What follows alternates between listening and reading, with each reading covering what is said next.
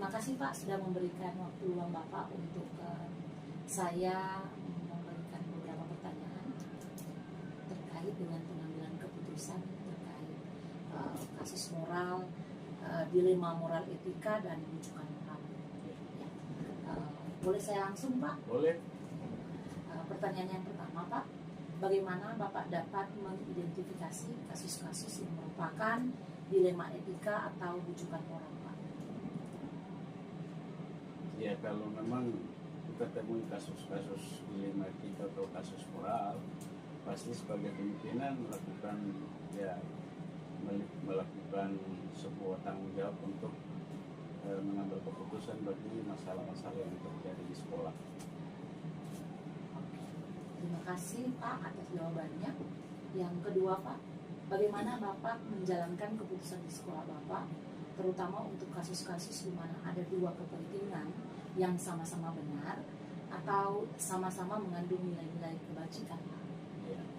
Ya, kalau memangnya kasus-kasus yang biasanya kalau sebagai pemimpin melihat kasus-kasus yang sama, misalnya kasus yang terjadi pada guru ya, sebagai guru melakukan tanggung jawab dalam melakukan pembelajaran, tentunya sebagai pimpinan melakukan keputusan yang dilihat secara bersama.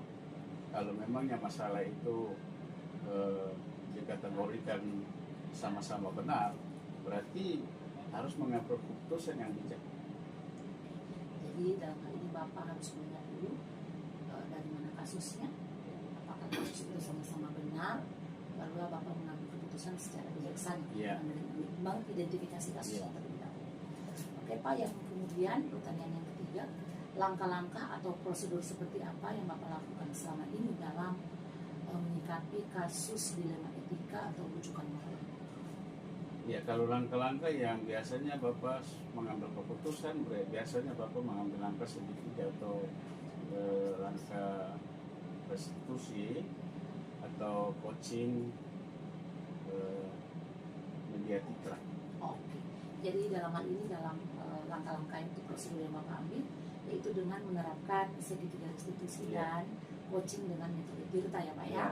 Oke, terima kasih luar biasa sekali Pak. Kemudian pertanyaan untuk yang keempat, soal nomor keempat Pak, hal apa saja yang selama ini Bapak anggap efektif dalam pengambilan keputusan dalam kasus-kasus dilema etika Pak?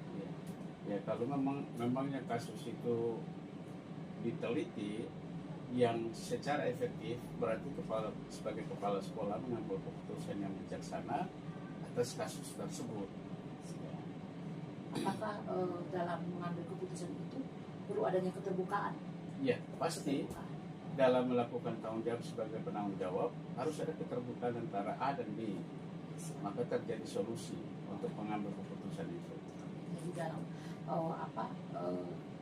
cara yang efektif untuk mengatasi masalah tersebut adalah berdasarkan yang Bapak jelaskan adalah harus ada keterbukaan, kejujuran dari orang-orang yang mengalami kasus-kasus tersebut untuk dapat mengambil satu keputusan ya Pak ya. Luar biasa sekali Pak.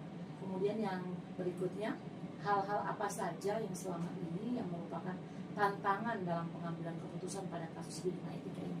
Ya, biasanya terjadi tantangan bagi seorang kepala sekolah. Misalnya kepala sekolah tidak mengambil keputusan secara efektif, misalnya memihak sebelah. Nah, berarti kasus ini kan dikategorikan sebagai kasus yang tidak tuntas.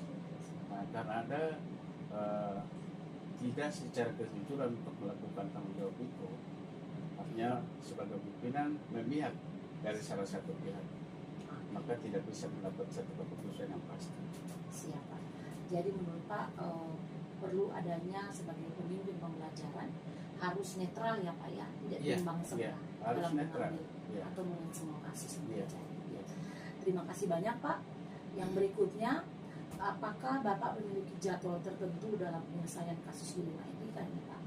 Apakah Bapak langsung menyelesaikan kasus itu saat ditemukan, langsung diselesaikan? Ataukah Bapak perlu menyusun jadwal-jadwal tertentu? Atau bentuk atau prosedur seperti apa yang Bapak lakukan dalam menyelesaikan kasus-kasus dilema etika ini? Oh, biasanya kalau terjadi kasus di sekolah, itu Bapak tidak membuat salah satu jadwal, tidak. tapi mengambil tindakan langsung untuk mencari tahu bagaimana masalah dan kasus itu. Setelah itu baru bisa mengambil keputusan pada kasus tersebut.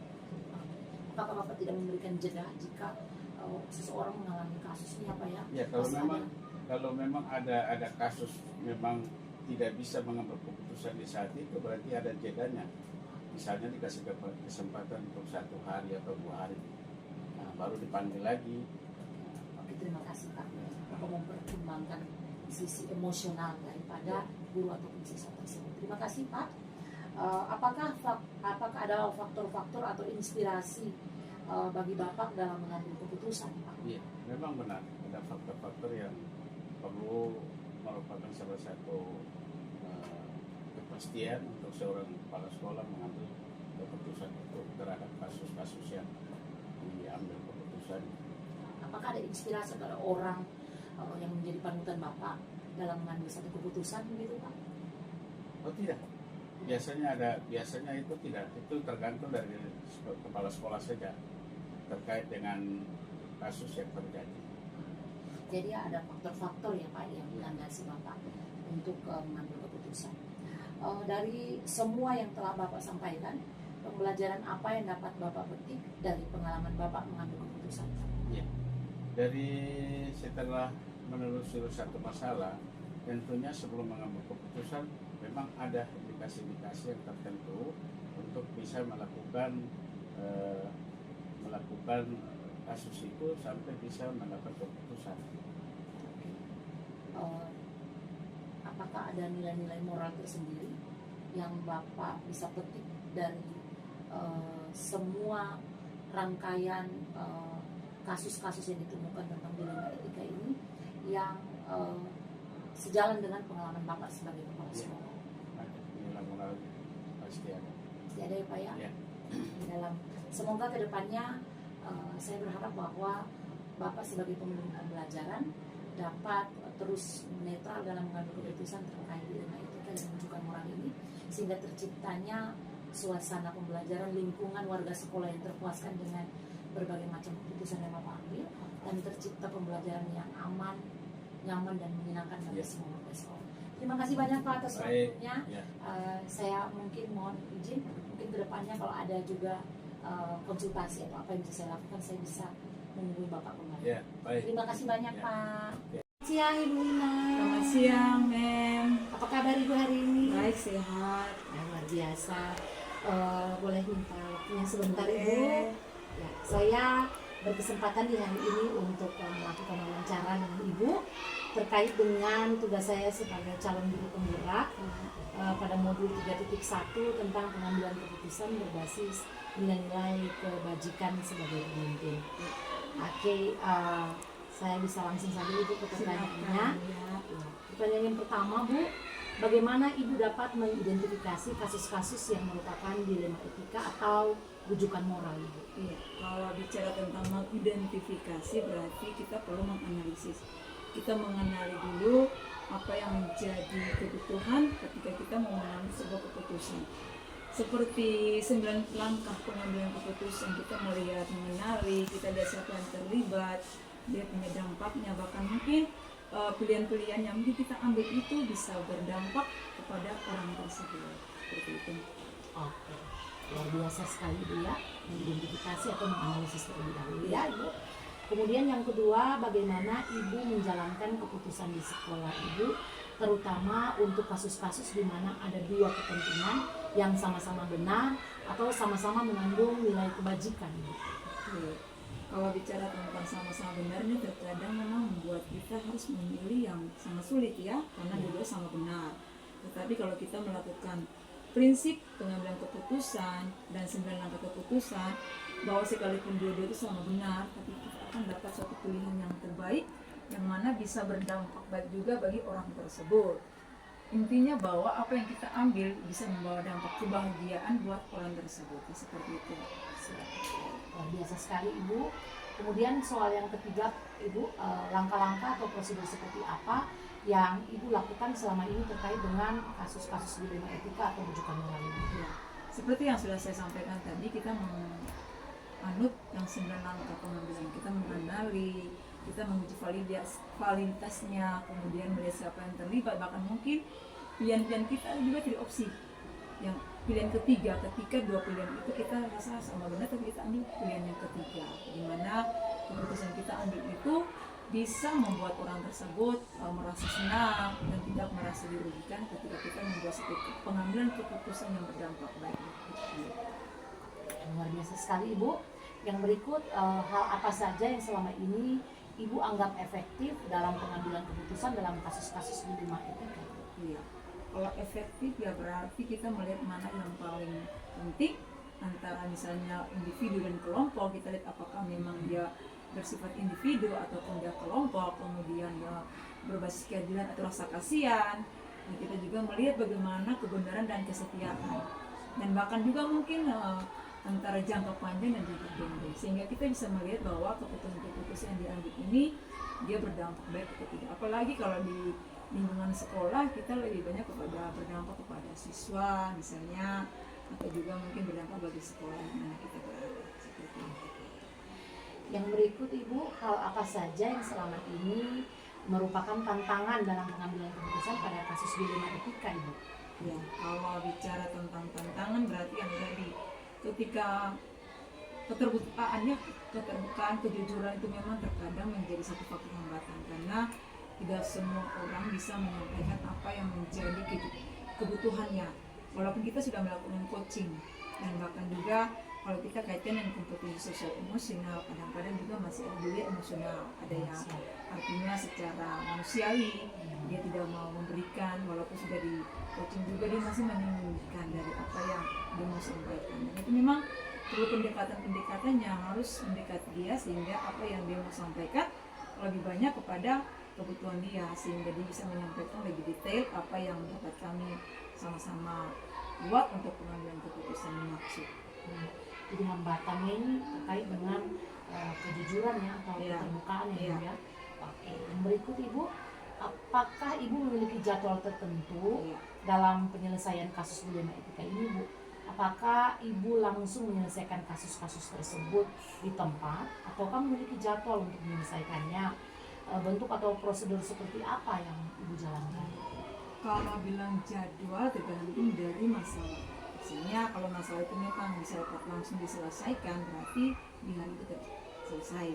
Tetapi kalau memang perlu waktu yang cukup lama dengan periode tertentu, ya mau harus buat jadwal disesuaikan dengan tadi masalah untuk pengambilan keputusan, sehingga keputusan akhir yang diambil itu dapat memberikan suatu hasil yang baik, kebahagiaan misalnya buat orang tersebut, atau mungkin bagi saya sebagai pembelajaran, dan bahkan juga ada kepentingan-kepentingan yang berbasis kepada rasa peduli kepada orang tersebut. Jadi jadwal yang mau dibuat tergantung lagi situasional. Jadi kalau memang bisa diselesaikan ya berarti selesai, tapi kalau memang perlu waktu ya berarti disetujui. Bahkan juga perlu keterlibatan juga orang-orang pihak lain misalnya yang berkepentingan, misalnya pengawas, dan juga guru-guru yang mungkin punya pengalaman juga yang bisa kita libatkan sesama rekan guru, bahkan juga mungkin komunitas dan komunitas belajar baik antar maupun inter sekolah, seperti itu. Luar biasa sekali Bu ya. Yang berikut, adakah faktor-faktor atau inspirasi Ibu dalam pengambilan keputusan?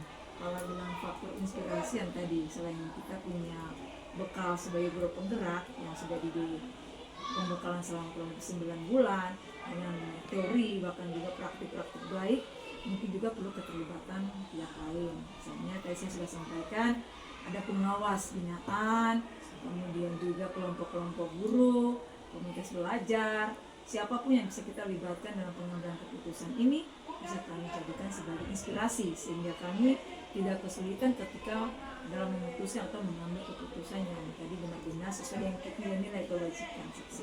Oke, siap Ibu ya. Jadi faktor-faktornya itu, inspirasinya itu dari kolaborasi ya Ibu ya, bentuk kolaborasi ya, kolaborasi.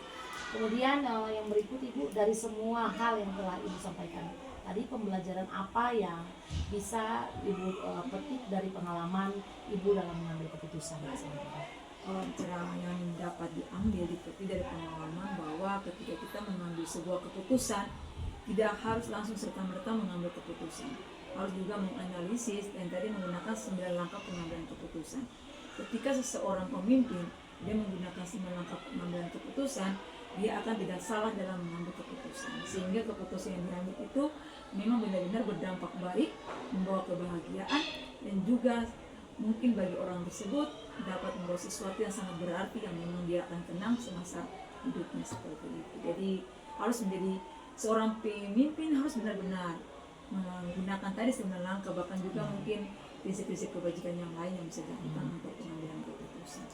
Siap, luar biasa sekali Ibu wawancara saya dan Ibu di siang hari ini. Saya banyak mendapatkan pembelajaran yang luar biasa, yang sebentar nanti ketika saya selesai menyelesaikan program pendidikan saya pada program guru penggerak ini, dan ketika terjun ke dalam tempat pengabdian saya, bisa saya implementasikan dalam dengan guru-guru saya di sekolah teristimewa. Dan juga saya sudah lama sekali mengenal Ibu, sepak terjang Ibu selama ini sangat luar biasa sekali ketika sekarang menjadi pemimpin pembelajaran. Saya berharap apa yang dibicarakan dengan saya di saat ini bisa menjadi bahan bagi saya untuk melangkah ke depan lebih baik lagi. Terima kasih banyak Ibu Lina atas waktunya. Sampai ketemu lagi di kesempatan berikutnya Ibu.